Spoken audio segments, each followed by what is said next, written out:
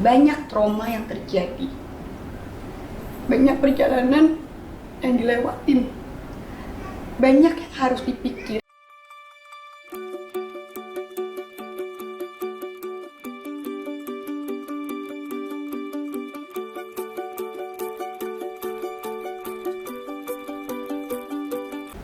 Nah, sekarang kalau misalkan kita kan sebagai manusia pasti ada naik turun perasaan gitu ya. Ada yang sedang, ada yang lagi down gitu.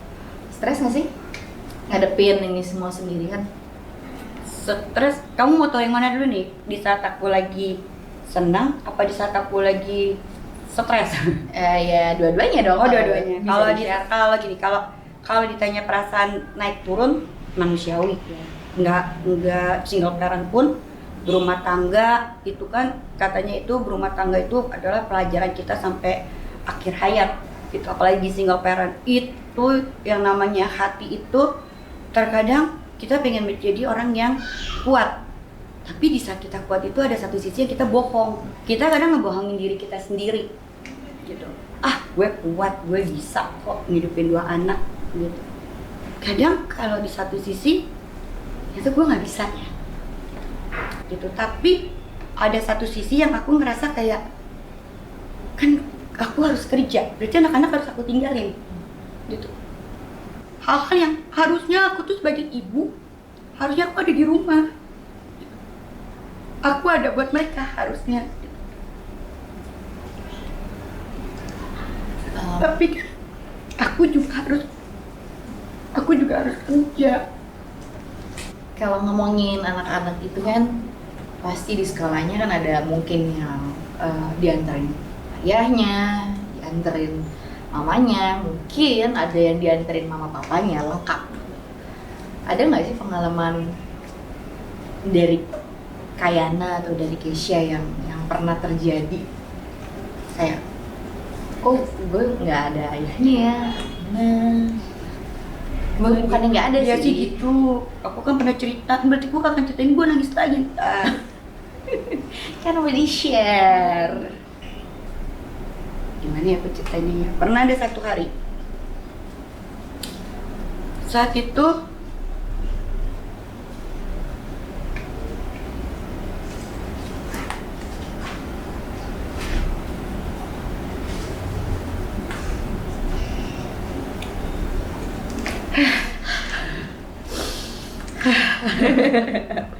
gini, ada satu hari saat itu aku jemput Keke di sekolah sama Kesha pulang sekolah. Aku jemput, mungkin pas pulang sekolah bubar, Kesha ngeliat ada temennya Keke atau siapa di sekolah Keke itu dijemput sama bapaknya. Tiba-tiba di mobil Kesha diem aja.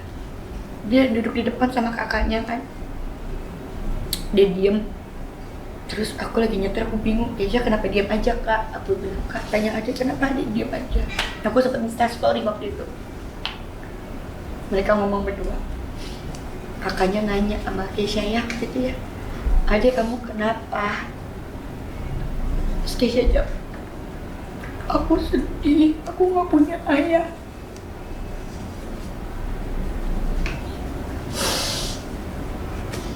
Aku tetap harus kuat dong gitu, aku nggak boleh nangis, aku tetap harus yang tenang walaupun dia kayak gitu, kayak ditonjok, yang gue harus ngomong apa.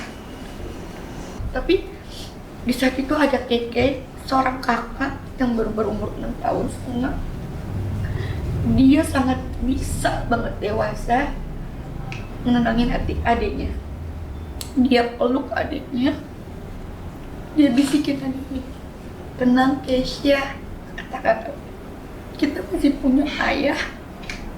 Ayah Akis masih ada kok, cuman gak sama kita, kata kakak.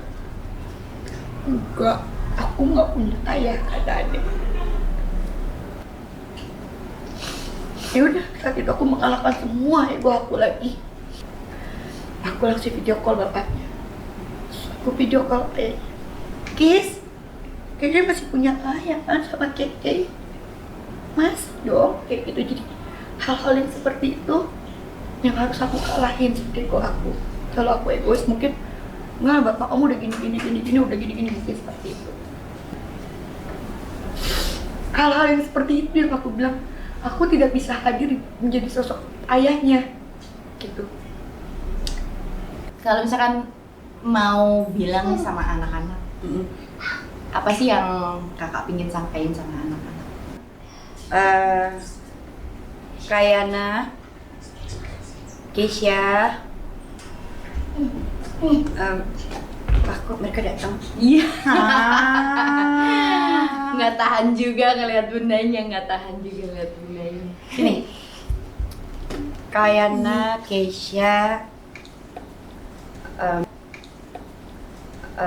Bunda mau minta maaf sama Kayana, sama Keisha, karena Bunda belum bisa sepenuhnya ngebahagiain Kayana Siapa? sama Keisha. Aku bahagia banget. Oh, bahagia banget. Masya Allah. Allah. Wah, alhamdulillah. Siapa yang ngomong gitu? Oh, coba kasih pelukan, kasih ciuman dulu buat bunda. Jaga bundanya ya, Keke juga jaga sampai Keke besar. Oke. Oke, terima kasih anak-anak. Terima kasih Keke, terima kasih Keisha. Oh, Masya Allah banget ya. Ini banget ya, kekuatan anak-anak tuh Masya Allah banget ya bun ya. Banget luar biasa. Tapi ini ada satu petikan nih bun. Ada nasihat dari Ustadz Nuzul Zikri untuk single parent gitu kan. Dan isinya, pertama kita itu disuruh istighfar dan memperbanyak taubat sama Allah atas kesalahan yang lalu yang mungkin pernah kita kerjakan. Terus yang kedua, introspeksi diri. Adakah gaya hidup atau sikap kita yang harus dirubah? Atau mungkin kakak apa sudah menjadi istri atau ibu atau perempuan yang benar atau belum? Ketiga, jujur sama Allah dalam membuka lembaran baru. Dan yang keempat, jangan lama-lama menjadi single parent, karena mencetak anak yang saleh itu sangat sulit. Aku suami aja berjuang banget, susah payah gitu ya, kayak pingin banget kita mempunyai anak yang beruntung di dunia dan di akhirat. Istighfar itu memang selalu ada kapanpun, dimanapun, saat senang, susah, bengong, apapun gitu, kita memang selalu harus istighfar. Karena di situ kita minta maaf sama Allah, kita minta ampun, semua ada di istighfar. Kalau introspeksi itu iya, gitu. Banyak trauma yang terjadi, Banyak perjalanan yang dilewatin, banyak yang harus dipikir. mau berumah tangga, mau tidak berumah tangga, mau gagal seperti aku, itu sebagai wanita memang harus selalu introspeksi. Terus kalau yang tadi wanita itu harus punya pendamping. Ya, mungkin ya, tapi karena kita sudah pernah gagal, kalau untuk orang yang gagal itu tidak mudah memulai dengan hidup yang baru. Banyak trauma yang terjadi, Banyak perjalanan yang dilewatin, banyak yang harus dipikirin begitu kita melangkah lagi ke tempat yang baru. Yang dipikirin aja bukan tentang kita, bukan seseorang yang melamar kita, bukan gadis, orang yang dekat sama kita, orang yang ingin melamar kita. Ini sebagai single parent yang bawa anak ya, aku ngerasain sendiri, yang lo nikahin tuh bukan aku, tapi anak aku gitu. Anak aku siap tidak untuk menerima dua anak, apalagi aku masih kecil. Siap tidak menjadi bapak yang baik untuk anak aku, mengajarkan mereka menjadi anak soleh dan solehah, membawa aku menjadi istri yang solehah. Siap tidak bertanggung jawab apabila terjadi hal-hal yang tidak diinginkan, menjadi sosok bapak pengganti Untuk seutuhnya untuk anak-anak. Oke, wah, Masya Allah banget ya jawabannya dari tadi obrolan aku sama kakakku tuh bisa memberi manfaat, bisa menjadi masukan untuk teman-teman yang ada di rumah. Waktu itu kan aku sempat ngepost ini ya kayak kerudungan gitu. Sekarang hari ini aku mau kasih hadiah buat kakakku. Ini ada sedikit hadiah buat kakak. Semoga bisa kepake nanti. Ya, aku nggak tahu kapan, nggak tahu dalam waktu dekat, nggak tahu. Ini endorse nih? Enggak lah. Oh enggak. Enggak. Itu dari aku pribadi. Jadi itu disimpan ketika nanti terserah mau dipakai buat ngaji atau mungkin kelak nanti akan berhijab.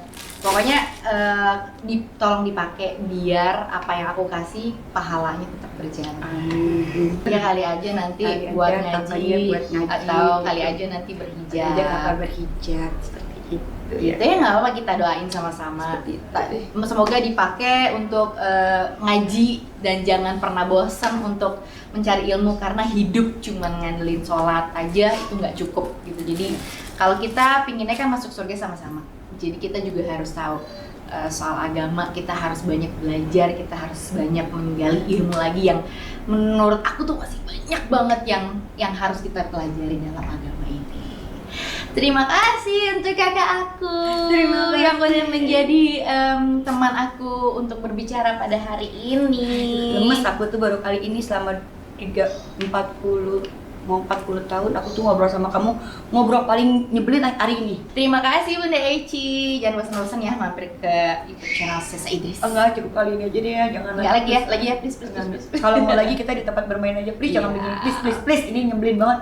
Oke, ya udah teman-teman, kalau misalkan kalian yang belum nonton part 1, kalian boleh nih nonton di part 1. Ini lebih seru juga.